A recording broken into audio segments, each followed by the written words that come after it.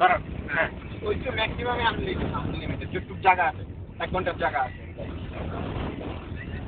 শুরু বুঝছে হ্যাঁ আমরা অগাস্টা থেকে আলবেনির দিকে যাচ্ছি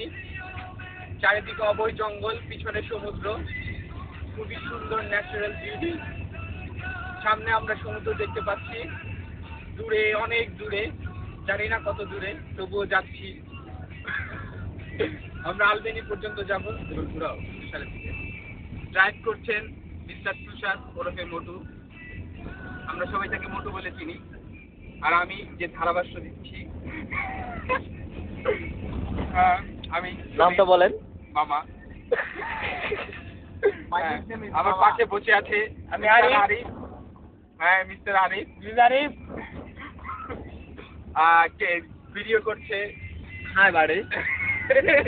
ভিডিও করছে মাসুদ সামনে আমরা সুন্দর সমুদ্র দেখতে পাচ্ছি ওই জায়গাটা বললাম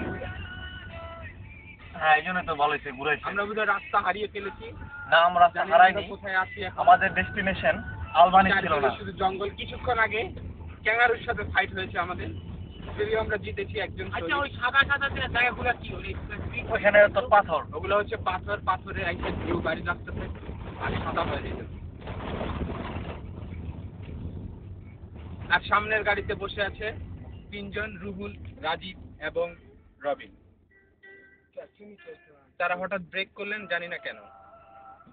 রুহুল নামলেন রবিন ভাইও নামলেন খুবই এক্সাইটেড রুহুল বড় ভাই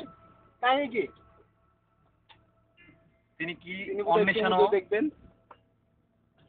আমিও নামছি গাড়ি থেকে অন্বেষণে বের হচ্ছে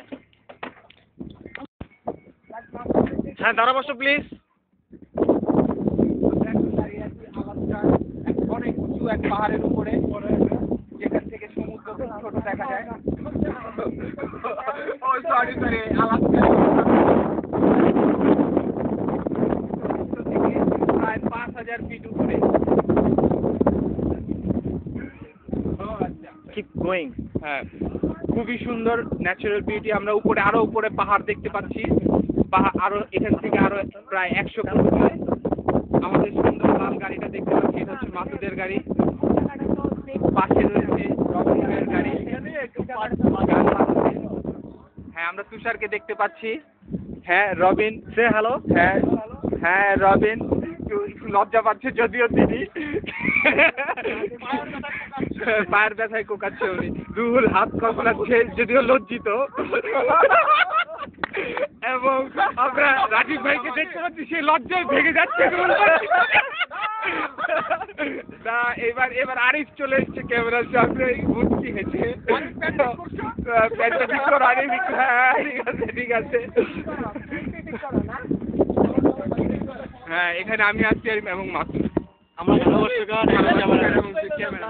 হ্যাঁ তুষার এবার গাড়িতে উঠছে নাস্তা করেন এদিকে হুগা গেছে না বলাটা এই অবস্থায় যদি